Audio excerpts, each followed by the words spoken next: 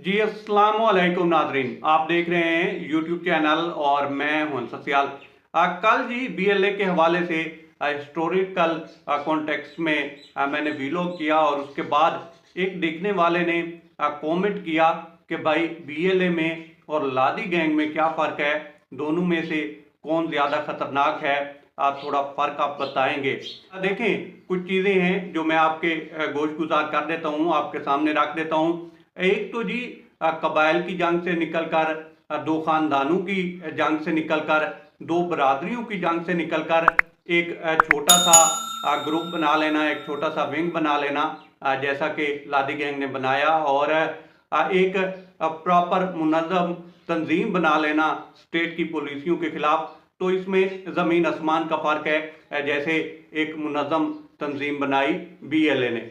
अब जहाँ तक स्ट्रेंथ और साथ साथ कार्रवाइयों की बात है, तो उसमें भी बहुत बड़ा फ़र्क है। लादी गैंग जो है उसके पास 40 से 50 लोग होंगे और वो कच्चे के एरिए में ही ज़्यादातर कार्रवाइयाँ करते हैं। और जहाँ तक बीएलए की बात है तो उसके पास प्रॉपर ब्रिगेड हैं 3 से 4, जैसे अल फतेह ब्रिगेड है, जैसे मजीद ब्रिगेड है, जैसे स्पेशल टेक्टिकल ऑपरेशनल ब्रिगेड है, जैसे इंटेलिजेंस के लिए ज़रियाब ब्रिगेड है, ज़रियाब विंग है।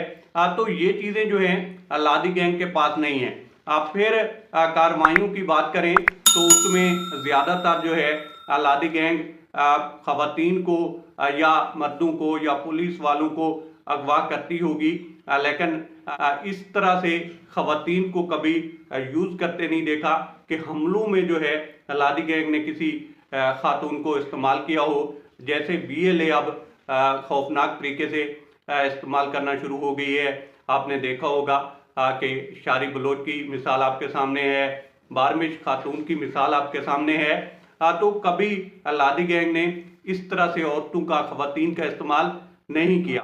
फिर ट्रेनिंग और मिशंस में भी बड़ा फ़र्क है। इस तरह से कोई ऑर्गेनाइज ट्रेनिंग नेटवर्क नहीं है लादी गैंग का कि जिस तरह से बीएलए का है। और जो लादी गैंग है उसको एरिया इस तरह का लगता है कि जहाँ पे वो पुलिस वालों को अगवा कर लेते हैं या मकामी आबादी या किसी को कॉल करके धोखाधड़ी से लोगों को बुलवाया और अगवा कर लिया। जबकि जो बीएलए है वो मुनज़्ज़म तरीके से स्टेट के खिलाफ कार्रवाइयाँ करती है और एक अलहदगी पसंद जमात कहलाती है, जो कि सेपरेटिस्ट होकर चाहती है कि वो अपने मज़मूम मकासद में कामयाब हो। तो ये भी एक बड़ा फ़र्क है। कुछ चीज़ें जो हैं वो सिमिलर भी हैं, एक जैसी भी हैं। जैसे दोनों को एरियाज़ जो हैं वो इस तरह के लगते हैं कि वहाँ पे कानून नाफिज करने वाले इदारे जो हैं उनको बड़ी दिक्कत होती है वहाँ तक पहुँचने में। और सम टाइम ऐसा भी होता है कि वो वक़्त पे नहीं भी पहुँच पाते। और दूसरी चीज़ है इनकी क्रिएशन, जिस तरह से ये वजूद में आई हैं तो इसके पीछे भी दो सेम वजूहात हो सकती हैं।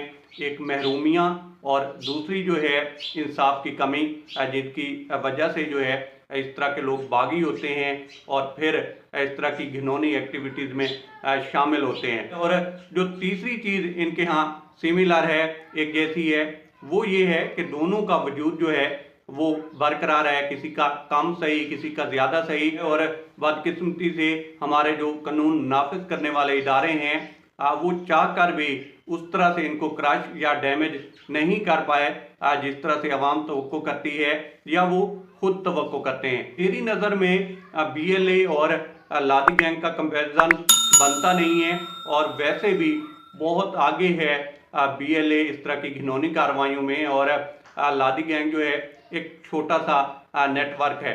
बाकी जो फ़र्क है वो मैंने आपके सामने रख दिया। अब फैसला जो है आप बेहतर तरीके से कर सकते हैं। अब तक इतना ही। आप दोस्तों से रिक्वेस्ट है कि आप हमारे चैनल का विज़िट कीजिए और अगर आपको हमारे चैनल का कंटेंट पसंद आए तो इसे सब्सक्राइब कीजिए। ताउन के लिए शुक्रिया दोस्तों। अल्लाह हाफ़िज़।